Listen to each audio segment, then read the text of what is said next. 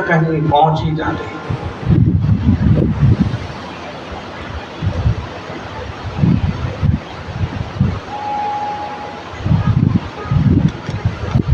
ओम नमो जिनाणं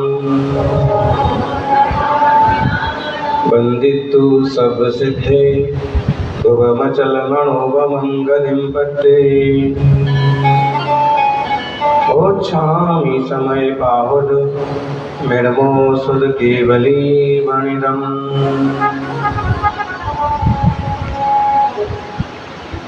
जय बोलो महावीर स्वामी की, जय बोलो महावीर स्वामी की।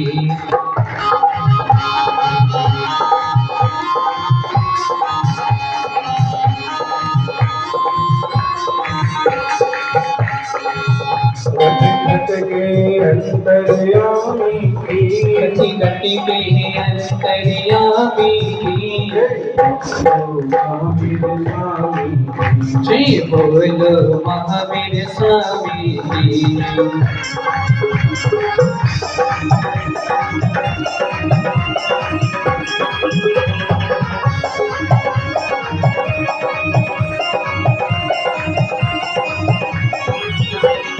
धर्म सिखाने आए थे, वो धर्म सिखाने आए थे, वो पाप मिटाने आए थे, वो पाप मिटाने आए थे। जिन पीर हरि हर प्राणी की, जिन पीर हरि हर प्राणी की। जय बोलो महावीर स्वामी की। जय बोलो महावीर स्वामी की। जय बोलो महावीर स्वामी की।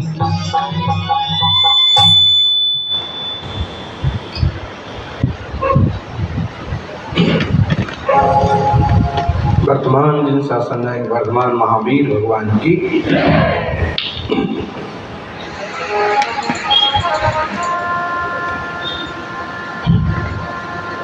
आचार्य श्री आदि सागर जी महाराज की, आचार्य श्री महावीर कीर्ति महाराज की, आचार्य श्री विमल सागर जी महाराज की। हमारी आवाज धीमी हो सकती है, आप लोगों को क्यों धीमी होना चाहिए? तपस्वी सम्राट आचार्य गुरुवर सुन्मति सागर जी महाराज की। जल ब्रह्मचर्य पट्टाधीश प्रकट ज्ञान के सीमा संज्ञा भक्तमान वर्तमान के वर्तमान आचार्य विज्ञान से 160 सुनील सागर जी गुरुदेव की। बोली परम पूज्य आचार्य संघ की जयकारा गुरुदेव का। आंखें बंद करके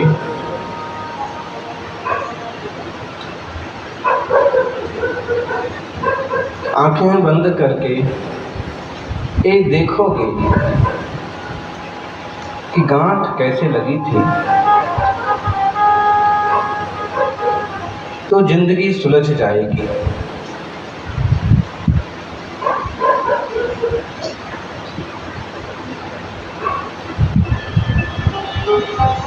आंखें बंद करके देखोगे, विचार करोगे कि गांठ कैसे लगेगी थी तो जिंदगी सुलझ जाएगी। और आंखें बंद करके यदि गांठ खोलोगे तो जिंदगी और उलझ जाएगी। आंखें उपयोगी हैं, लेकिन आंखें बंद करके आप विचार करिए समस्याएं कैसे खड़ी हो गई हैं, गांठ कैसे लग गई है। और जब आप आंख बंद करके विचार करते हैं तो गांठें खोलना आसान हो जाता है। लेकिन जब आंखें बंद करके आप गांठें खोलने की कोशिश करते हैं, आंखें बंद करके गांठें खोली नहीं जा सकते हैं, लेकिन आंखें बंद करके ये जरूर विचार किया जा सकता है कि गांठ लगी कैसे थी। और जब हम इस पर विचार करते हैं तो कई बार सड़क खून वाली गांठ होती है, एक तना खींचने से पूरी की पूरी लंबी गांठ तक खुल जाती है। ये जो ऊन की बुनाई करते हैं ना, जो हाथ से कपड़े बुनते हैं, और अगर उसमें कुछ बिगड़ जाए तो उसको खोलने में कितना टाइम लगता है बताओ? कढ़ाई बुनाई किस किस को आती है आप लोगों में? आप सबको आती है? तो यहाँ बहुत बड़ी फैक्ट्री खुल सकती है फिर तो। यानी संसार की कढ़ाई बुनाई बहुत लोगों को आती है, लेकिन जो लोग मोक्ष मार्ग की कढ़ाई बुनाई करते हैं वे सौभाग्यशाली होते हैं। इस मायने में आप भी सौभाग्यशाली हैं कि संसार की कलाएं तो जानते हैं, लेकिन धर्म ध्यान में भी अपना चित्त लगाते हैं। इतनी सारी बुनाई हो जाए, लेकिन जरा सा एक जगह उसको पकड़ करके खींच दिया जाए तो पूरा का पूरा। इसलिए जब आप बुनते रहते हैं और कोई दूसरा हाथ लगाता है तो उसको कहते हैं ठहरो, मेरा काम पूरा होने दो।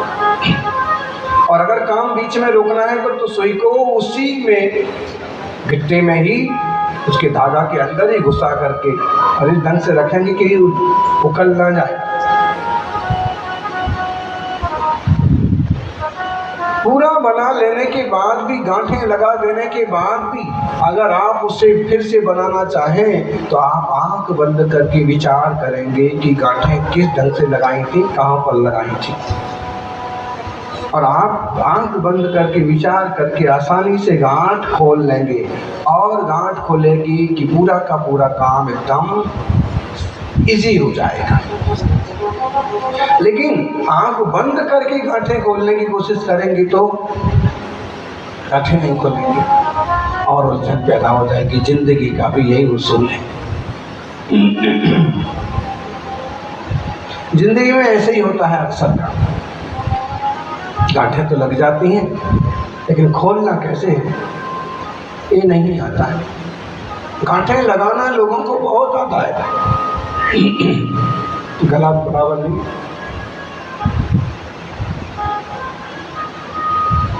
या तो बात सही नहीं कही जा रही है, इसलिए गला कहता कि बोलो ही मत, तुम गड़बड़ बोल रहे हो।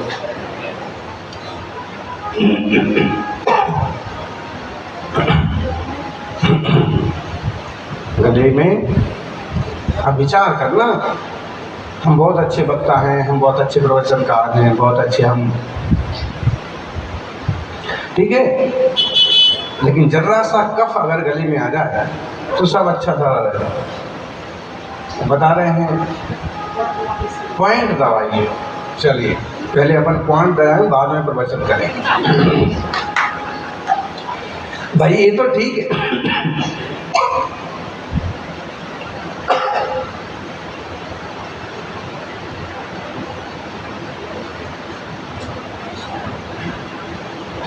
उपचार हर चीज के होते हैं, लेकिन हमारे आशय को समझना। हम ये कहना चाहते हैं कि अपन अपने छायुप समय ज्ञान की कितनी ज़्यादा पावर बताते हैं, या फिर अपने थोड़ा सा जड़ वैभव पा लिया तो लोग कितना ज़्यादा उलझते रहते हैं। जबकि सच्चाई ये है कि आप खूब अच्छा बोले, खूब देर तक बोलें, लेकिन जरा सा एक कफ का कण गले में भरता है तो आप बोल नहीं सकते। आप कितना दूर तक का देखते हैं और कितना अच्छा देखते हैं, लेकिन यदि आंख पर जरा सा फूला आ जाए, जरा सा मोतियां आ जाए तो आप कितने अच्छा देखने वाले हों आप देख नहीं सकते हैं। और आजकल का खान पान तो इतना बिगड़ गया कि युवा अवस्था में भी आंखें चली जाए, शुगर प्रॉब्लम हो जाए और देखना धीमा पड़ जाए। इससे कहते हैं कि इंद्रियों संबंधी ज्ञान पर गुरूर नहीं करना चाहिए। कुन स्वामी आज 31 नंबर की गाथा में ये संदेश दे रहे हैं, जो इंद्रिये जिनिता नान सहावाधियम मुड़री आदम तम खलु जिदिंद्रियम ते भड़न्ति जे निच्छिदासाहो।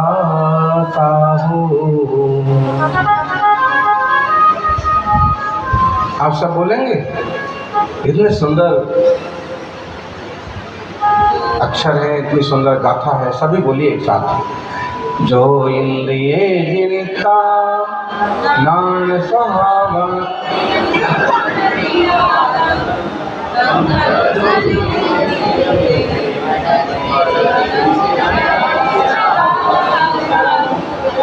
जो इंद्रिय जिनता,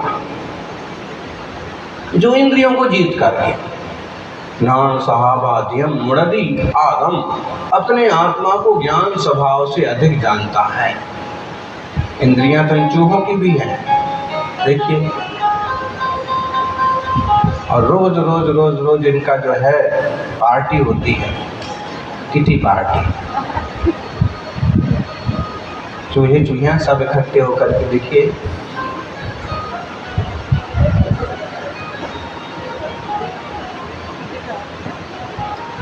रोज आते हैं, रोज किटी पार्टी होती है। किटी पार्टी किसे बोलते हैं जी? जिसमें किट किट होती है। इंद्रियां तो इनकी भी हैं, पांचों इंद्रियां हैं। स्पर्शन भी है, रसन भी है, घ्राण भी है, चक्षु भी, कर्ण भी है। बढ़िया मजा ले लेके के वो तुम्हारी बादाम, गोले के टुकड़े, चावल,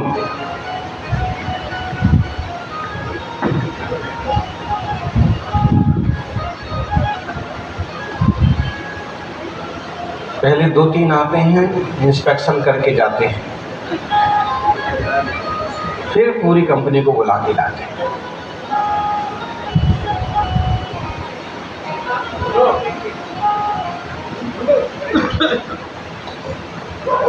सज्जनों, त्रिंश पर्याय में भी ये सुलभ है, इंद्रियां तो उन्हें भी सुलभ है।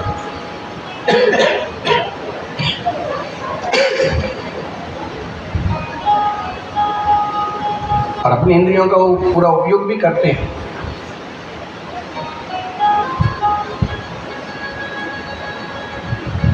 रसना है, रस भी ले रहे हैं।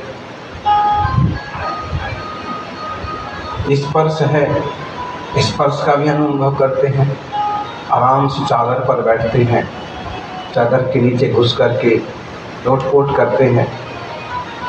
चादर के भीतर केवल इंसान थोड़ी ना सोता है, चूहे को, कुत्ते बिल्ली को मिल जाए तो वो भी चादर उड़ना पसंद करते हैं।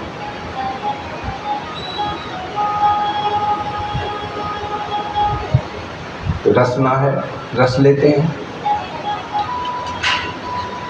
पसंद का मिल जाए खाना तो खूब अच्छे से खाते हैं। इंसान में और चूहे में क्या अंतर है, आप बताइए जज साहब? इंसान में और चूहे में क्या अंतर है इस मामले में? इंसान को भी अच्छा ओढ़ने को चाहिए, कोमल बिस्तर बिछाने को चाहिए, और जिसमें आजकल तो वो आती है डनलप वाली सीट, स्लीप बेड, मतलब बढ़िया नींद। स्पर्श के लिए इंसान को चाहिए तो चूहों को भी तो चाहिए। रसना के लिए, रसना का मतलब जीभ। वैसे वो पैकेट बंद एक पीने की चीज भी आती थी, हैं? रसना ही नाम है, आई लव यू। ये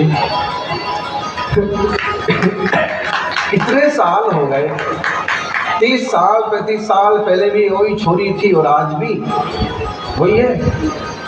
बताइए 30 साल में तुम तो कहाँ से कहाँ पहुँच गए, लेकिन विज्ञापन वहीं का है। यही हाल हमारा है। समय निकलता जाता है लेकिन ज्ञान बच्चा का बच्चा बना रहता है। अगर हमारे समय निकल के हमारे ज्ञान में भी प्रौढ़ता आए, हमारी सोच में भी प्रौढ़ता आए, तो हमारा जीवन ही बदल जाए। रसना के अधीन तो त्रियंश भी हैं, घ्राण के अधीन है, सूंघते हैं। चक्षु भी है, आंखों से देखते हैं,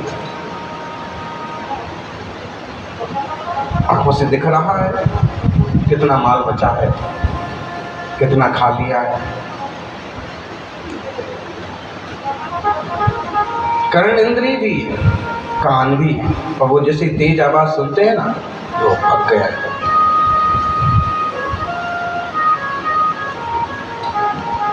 इससे इतना निश्चित समझिए कि त्रियंश पर्याय में भी जीव राशि है, बहुत जीव राशि है। जितने इंसान हैं इनसे कई गुना त्रियंश है। चूहे कुत्ते बिल्ली वाली बात करो तो वो भी ढेर सारे हैं, सबकी आंख कान नाक है। क्या हुआ आपके पाँव को? गिरनार जी गए थे क्या?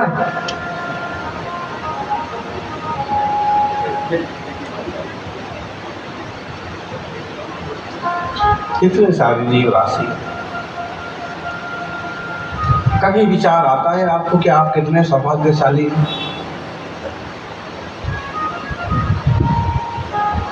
भाई 10 लाख लोगों में यदि आपका बेटा 10 लाख लोगों में सेलेक्ट हो जाए, 1000 लोगों में से निकल करके नंबर 1 पर आ जाए, आपको कैसा फख्र महसूस होता है, कैसा गौरव महसूस होता है? आपकी दुकान है, आपकी कंपनी है, अगर पूरी कंपनी आपकी दुकान, आपका व्यापार और नंबर 1 हो जाए पूरे देश में, पूरे शहर में, देश में हो जाए, तो फिर तो कितनी बड़ी बात हो गई। आपके शहर में, आपके ज़िले में भी अगर आप नंबर 1 घोषित हो गए तो आप अपने आप को क्या समझते हैं? ठेठ समझते हैं। बोले समझते कहाँ हैं?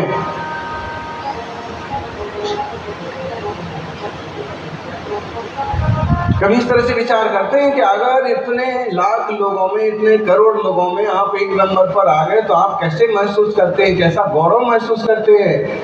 कभी इस तरह से भी विचार करिए कि अनंत निगोद राशि, असंख्यात त्रस राशि, ढेरों करोड़ों अरबों त्रियंचों की राशि, बड़े त्रियंचों की राशि, इस पशु पंछियों की बड़ी विशाल राशि, और उसमें अगर इंसानों में भी जाओ तो 8 अरब के लगभग जितने इंसान, और इन सबों में से आप अगर धर्मात्माओं की श्रेणी में जाएं, शाकाहारी, अहिंसक, दयालु, कृपालु लोगों की गणना करें तो गिनती लोगों में आपका भी सिलेक्शन हुआ है।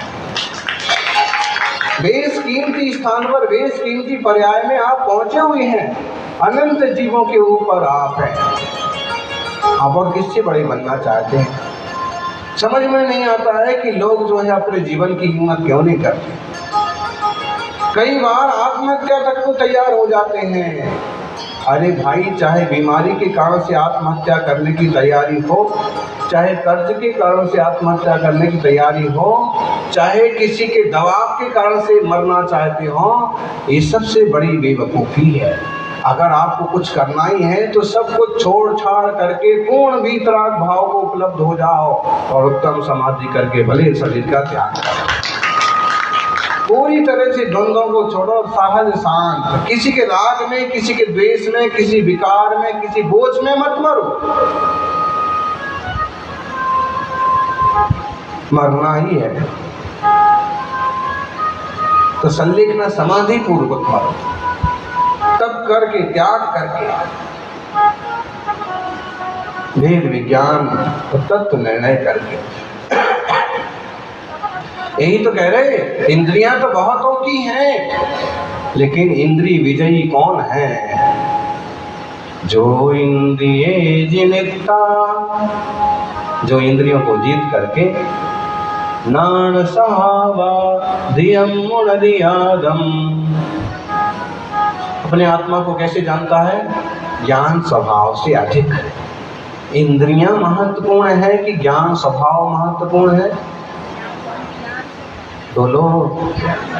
ज्ञान स्वभाव वाला चैतन्यमय आत्मा देह में ना हो ना, तो इंद्रियों का वही हाल है जो फ्यूज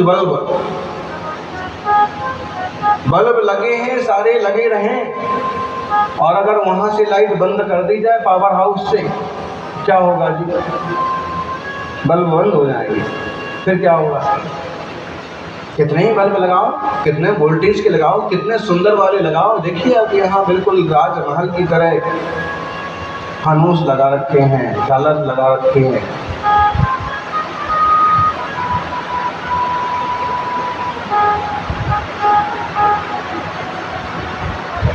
और गर्मी ना लगे तो पंखे भी लगा रखे हैं, और ज़्यादा ठंडा चाहिए तो पानी की बरसात भी हो रही है, पानी भी बरस रहा है।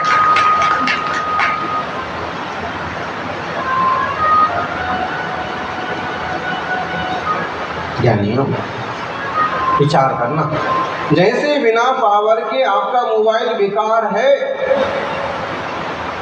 मोबाइल में बैटरी फुल ना हो, बैटरी ना हो भरी हुई,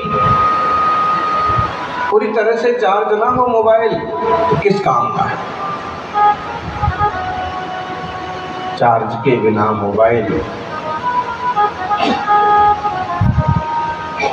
गैस के बिना चूल्हा, गैस चूल्हा, बारात के बिना दूल्हा, और आत्मा के बिना शरीर। आत्मा ना हो तो इंद्रियां क्या करें?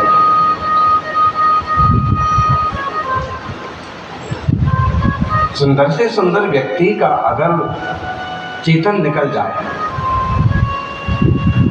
क्या करेंगे उससे आप बताइए?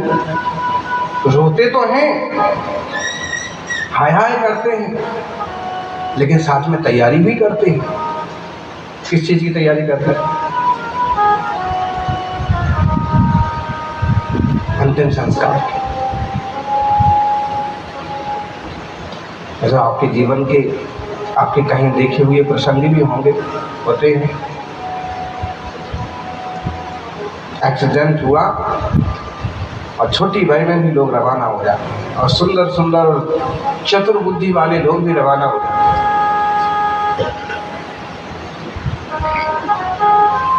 कोरोना में तो सबने देखा, कोरोना, कौन नहीं रोना, हर एक व्यक्ति रोना।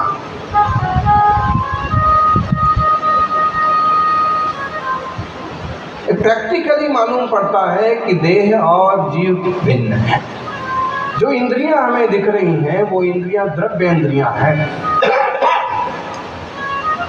जो इंद्रिय जिनेता, जो व्यक्ति इंद्रियों को जीत करके इनसे अधिक अपने ज्ञान स्वभाव वाले आत्मा को जानता है, तब खलु जितेंद्रियम, निश्चित रूप से वह ही जितेंद्रिय हैं।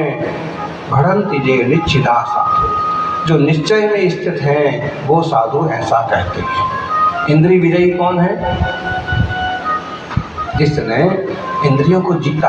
आपको मालूम होगा कि लोक में, इस देश में कुछ ऐसे भी लोग होते हैं, उन्होंने इंद्रिय विजय के नाम पर आंखें फोड़ ली। आंखें ना होंगी तो कुछ दिखाई नहीं देगा, आंखों पर पट्टी बांध ली, विषय वासना नहीं रोकी गई,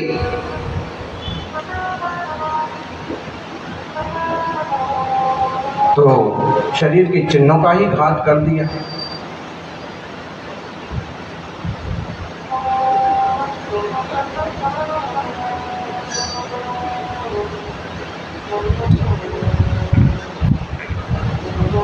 इससे इंद्रिय विजय हो जाएगा क्या?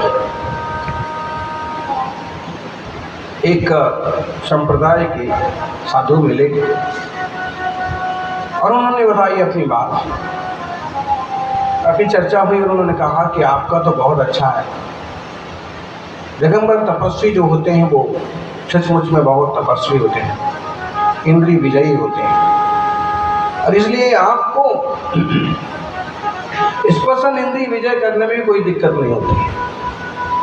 लेकिन बोले हम भी इस लाइन पर आए तो हमारे साथ तो ये हुआ कि हमारे इंद्रिय चिन्ह को ही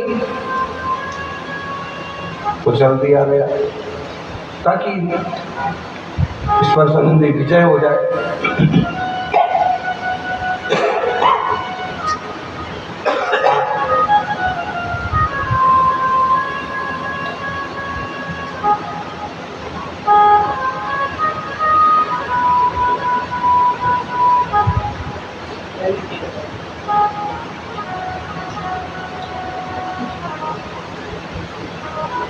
पराधीनता तो है ही। अपने को खांसी की हो गई, किसी किसी को पराधीनता होती है पीने की, 4 लाइन बोलेगा और फिर पिएगा, थोड़ा प्रवचन होगा और फिर पिएगा, और अपने को खांसी हो गई, हंसना पड़ेगा।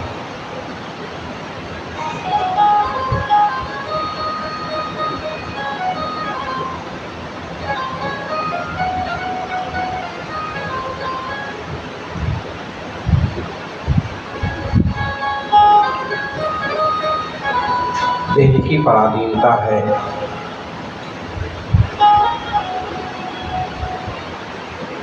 शरीर की पराधीनता है। जो लोग जवान अवस्था में, युवा अवस्था में 200 किलो भी वजन उठा सकते हैं, भी वृद्धावस्था आने पर 2 किलो भी नहीं उठा पाते। जिम जा रहे हैं लोग, और कोई कोई जिम से ही सीधा ऊपर चले जा रहे हैं,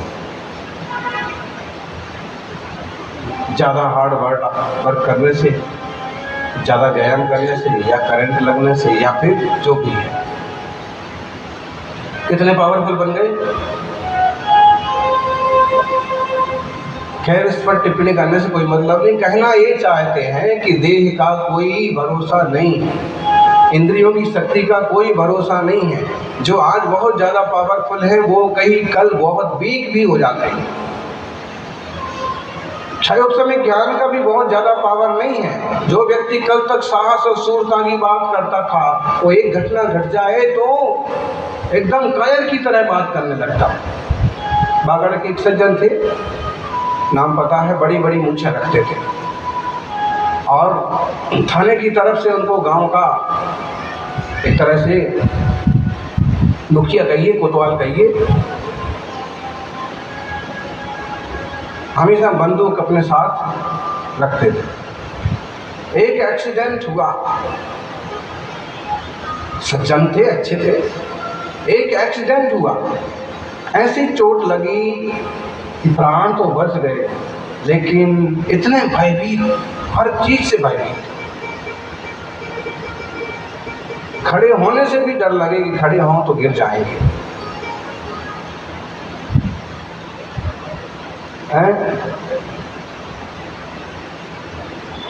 ऐसे एक आमिर का घटना हमारे साथ, जो एक व्यक्ति चल रहा था उसने सुनाई, उसकी खुद की।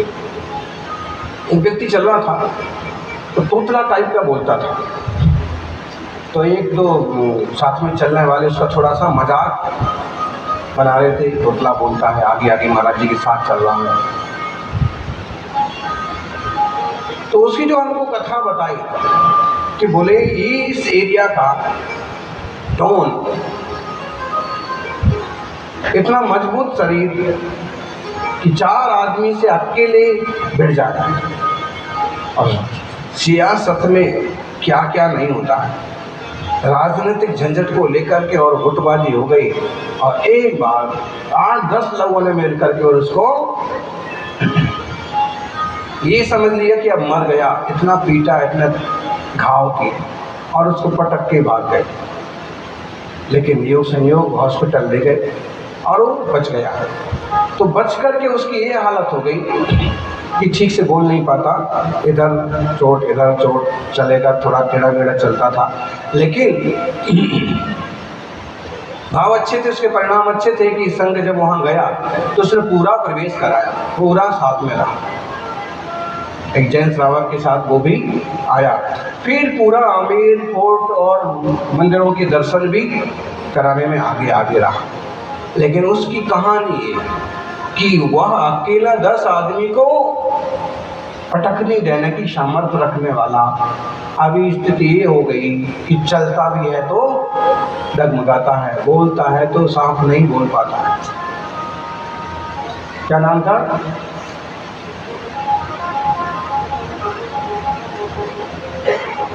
लेजेंड व्यक्ति था, लेकिन फिर भी क्षयोग समय इंद्रियां, क्षयोग समय बल,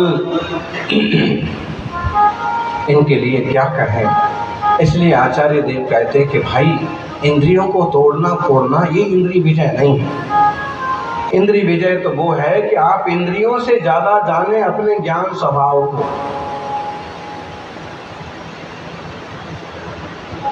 ध्यान में आया? ज्ञान स्वभाव हमारा सब कुछ है, सर्वज्ञत्व शक्ति उसी में ही छुपी हुई है। लेकिन इंद्रियां जो हैं वे क्षयोग समय ज्ञान के बल पर थोड़ा थोड़ा जानती हैं, और ये थोड़ा थोड़ा जान करके हम लोग विचलित होते रहते हैं। ऐसा दिख गया, वैसा सुनाई पड़ गया, इस तरह का स्पर्श चाहिए, इस तरह का रस चाहिए। सब कुछ इंद्रियों के लिए तो हो रहा है। आजकल दुनिया में जो कुछ लोग कर रहे हैं, किसके लिए कर रहे हैं? इंद्रिय पुष्टि के लिए, इंद्रिय विषयों की साधना के लिए। धन भी कमाते हैं तो इसलिए कि हमें साधन मिलेंगे, साधन मिलेंगे तो इंद्रियों का सुख होगा। लेकिन इंद्रियों का सुख,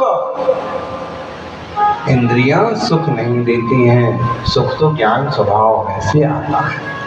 ऐसे भी मुनि राजों के दर्शन आपने किए हैं कि कोई सुख साधन ना हो तो भी आनंदित रहते हैं। और दुनिया में ऐसे भी लोग मिलेंगे कि ढेरों सुख के साधन हैं लेकिन फिर भी दुखी हैं। इसलिए ये समझ लें कि सुख हमारा स्वभाव है, ज्ञान हमारा स्वभाव है। और इसलिए इंद्रिय साधन, द्रव्य इंद्रिय और भाव इंद्रिय का विजय करें। वो किस्सा आपने सुना होगा। गांव से एक व्यक्ति दिल्ली आया और दिल्ली में उसको कंपनी की तरफ से रुकाया गया होटल में। कंपनी बुलाती है ना, होटल में रुका। होटल में उसने पहली बार देखा, क्या देखा? उसके गांव में तो बिजली भी नहीं पहुंची, नल भी नहीं पहुंचा, सड़क भी नहीं पहुंची, लेकिन योग संयोग उसको दिल्ली आने का मौका मिल गया। और उसने होटल में देखा नल लगे हुए। उसने पानी के लिए आवाज लगाई तो जो वर्कर थे उन्होंने कहा कि देखिए ये पानी है, इसको ऐसा करेंगे तो पानी आता है, इसको ऐसा करेंगे तो पानी आता है, इसमें नहाया जाता है, इसमें धोया जाता है। नहाना और धोना दो अलग अलग काम है, एक ही काम है। बताइए, आप लोगों के चेहरे से मालूम पड़ रहा है कि आप लोग बात तो समझ गए। नहाना और धोना दोनों बातें जरूरी है। अकेले नहा लोगे तो भी काम नहीं चलेगा और अकेला धोओगे तो भी काम नहीं चलेगा। नहाना भी जरूरी है, धोना भी जरूरी है। उसने बता दिया कि यहाँ नहाना धोना कर लीजिए, यहाँ नहा लीजिए, यहाँ। उसने देखा गजब की बात है, दीवार में और इसमें पानी आता है। उसने क्या किया, टोटियाँ सारी 2-4 टोटियाँ जो थी वो सब की सब खोल करके तोड़ करके और अपने बैग में चुपचाप रख ली। गांव में जाएंगे और इसमें फिर हमें कुएं पानी भरने नहीं जाना पड़ेगा। गांव में गया और जाते ही उसने कहा, घरवाली को बुलाया, माँ को बुलाया, देखिए हम क्या लाए, अब तुम्हें कुएं पानी भरने नहीं जाना पड़ेगा, अब तुम्हें भाग दौड़ नहीं करना पड़ेगा। सबको कुतूहल हुआ और उसने टोटियाँ निकाल करके दिखाई और कहा कि बस इसको यूं घुमाएंगे और पानी आ जाएगा। सबने सोचा कि हो सकता है दिल्ली से लाए हैं तो कुछ तो।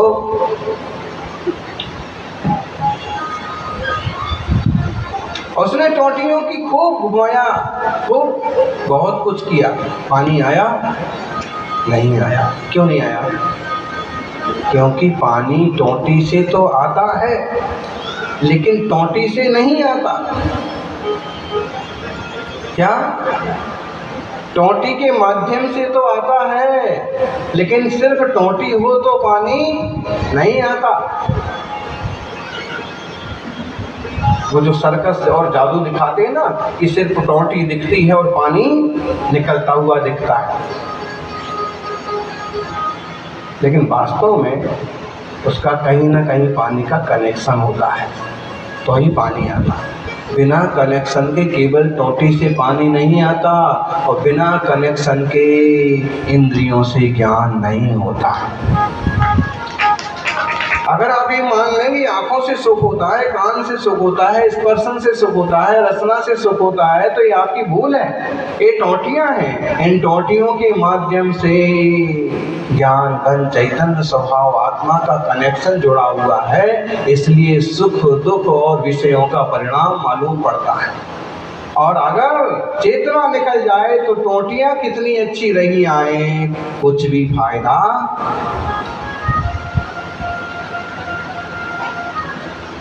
आजकल तो मरने के बाद बॉडी दान करने लगे हैं, देह दान।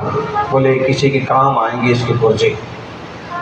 ठीक है, इसके पुर्जे तो किसी के काम आएंगे, क्योंकि आजकल विज्ञान इस टाइप का आ गया कि किडनी निकाल करके किडनी वाले को दे देंगे, आंख निकाल करके बिना आंख वाले को दे देंगे, बाल निकाल करके इसको दे देंगे। बाल भी निकालते हैं क्या उसके नहीं निकालते। ढेर सारे होते हैं और वो उपयोग में आ जाते हैं। तो आजकल तो ऐसा होने लगा। लेकिन मान लीजिए कि अगर कोई देह दान नहीं करे तो देह का क्या होता है? अंतिम संस्कार होता है, जला दिया जाता है। इतनी बढ़िया आँखें हैं, इतने बढ़िया दांत हैं, इतनी बढ़िया जीभ है, इतने बढ़िया और इस सुंदर रूप है, इतना अच्छा खिलाया है, अब क्यों अंतिम संस्कार कर रहे हैं? बोलो, ऐसे कभी विचार करते हैं? आप कहोगे ऐसे तो आप ही बोलते हो, ये कोई बोलने की बात है? हमको बुरा लगता है जब ऐसा आप बोलते हो तो। अरे हम जी रहे हैं, जीने का एंजॉय करो ना, मरने का क्यों सोच रहे हैं? मरेंगे तब मरेंगे, लेकिन जब तक मरे नहीं है तब तक तो मस्ती करेंगे। यानी यही तो समझा रहे कि जब तक देह में चेतना है तब तक मस्ती नहीं करेंगे, तब तक भक्ति करेंगे। क्योंकि मस्ती करेंगे तो आश्रव अशुभ रूप हो जाएगा, भक्ति करेंगे तो आश्रव शुभ रूप हो जाएगा। एक से दुर्गति होगी, दूसरे से सुगति होगी। चेतना वही है, वही चेतना आश्रव ध्यान रूप परिणाम लेकर के दुर्गति का पात्र बनता है, और वही चैतन्य धर्म ध्यान शुक्ल ध्यान का रूप लेकर के स्वर्गगामी मोक्षगामी सौभाग्यशालियों। इतना समझ लें, देह और चेतना की भिन्नता। शुरू में जो मंगलाचरण हुआ, इसलिए तो हैरान है, इसलिए तन और चेतन को एक माना, इसलिए। और अगर इनको भिन्नता मान ली जाए, देह और जीव की भिन्नता मान ली जाए, तो कभी कोई साधन कम पड़ जाए तो भी बहुत आकुलता नहीं होगी। यहाँ देखा जाए तो ज्ञेय ज्ञायक संकर दोष को दूर किया है। ज्ञेय भिन्न है, ज्ञायक भिन्न है। ज्ञेय कौन है? पदार्थ ज्ञेय है। और ज्ञायक कौन है? चेतना आत्मा ज्ञायक है। आप ज्ञायक हैं कि ज्ञेय हैं? ज्ञायक है। लेकिन हमारी इंद्रियां, ये देह वगैरह ये तो ज्ञेय है ना। हमारा आत्मा के गुण ज्ञेय है, मतलब हम ज्ञेय भी हैं और ज्ञायक भी हैं। लेकिन पर पदार्थों की जब बात आती है तो पर पदार्थ हमारे सिर्फ ज्ञेय हैं और हम ज्ञायक। ज्ञेय और ज्ञायक मतलब, ज्ञेय माने जानने योग्य और ज्ञायक मतलब जानने वाला। तो मैं ज्ञायक हूँ, जानने वाला। और इंद्रियां वगैरह जो हैं ये भी मेरे ज्ञेय हैं, ये ज्ञायक नहीं है। भाव इंद्रियां भी ज्ञायक नहीं है, वो भी क्षय समेत आदि अवस्थाएं हैं। ऐसे अपने शुद्ध ज्ञान स्वभाव की दृष्टि करें और संयम के पथ पर बढ़ें। आज के दिन मुकुट सप्तमी थी पिछले साल, और तब जयपुर में 5 दीक्षाएं। इंद्रिय विजय के बिना नहीं हो पाती दीक्षा। पंचेंद्रिय विजय जरूरी है। स्पर्शन, रसन, घ्राण, चक्षु और कर्क। भाई वस्त्र आदि का आवरण ले लिया है, उसमें स्पर्शन के लिए एक सुविधा हो जाती है। क्यों जी, होती है कि नहीं होती? सुरक्षा होती है, ठंड से बचते हैं, गर्मी से बचते हैं, धूल से बचते हैं। दिगंबर रूप जो है बहुत कठिन साधना का रूप ही कठिन साधना का है। पल पल की धूप, पल पल की धुआं, पल पल की धूल, सर्दी गर्मी बहुत असर पड़ता है। और जिसने इतना स्पर्शन इंद्रिय विजय किया कि तन से वस्त्र का भी त्याग कर दिया, धन्य है वो तपस्वी। स्पर्शन इंद्रिय विजय के अंतर्गत आएगा ही, वीतरागता के अंतर्गत आएगा। ऐसे वीतरागता का मार्ग है संयम। इस संयम की साधना आपसे जितनी बने उतनी करें, लेकिन इतना तो जरूर करें कि कभी इंद्रियों के प्रतिकूल कोई चीजें उपलब्ध हों तो बहुत ज्यादा आकुल व्याकुल ना हो। ये ध्यान दें कि इंद्रियां इंद्रियां हैं, विषय विषय हैं, और मैं तो ज्ञान घन चैतन्य आत्मा। निज आत्मा की दृष्टि बनाएं, सहज शांत स्वभाव की दृष्टि करें तो आनंद होगा, शांति होगी। जय बोलिए।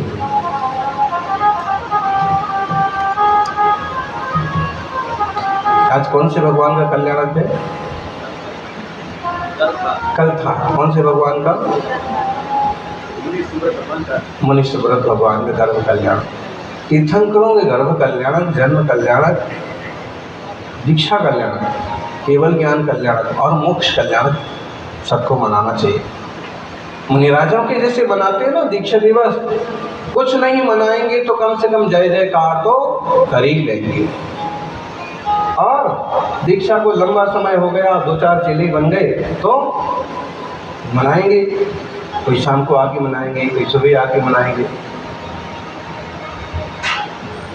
तो जैसे अपने मनाते हैं जन्म दिवस, दीक्षा कल्याण वगैरह, वैसे तीर्थंकर भगवंतों के अवसर भी जरूर मनाना चाहिए। प्रशस्त परिणाम होंगे, प्रशस्त परिणति होगी, प्रशस्त परिणति होगी, प्रशस्त गति होगी। हम सबकी प्रशस्त मति हो, प्रशस्त गति हो, और इस भाव के पार परम शुद्ध ज्ञायक स्वभाव को उपलब्ध होने का मार्ग प्राप्त हो। यही मंगल है। जय बोलिए मुनि सुब्रत भगवान की। बोली परम पूज्य चक्रपट्टाधीश आचार्य भगवान सुनील सागर जी महाराज जी की।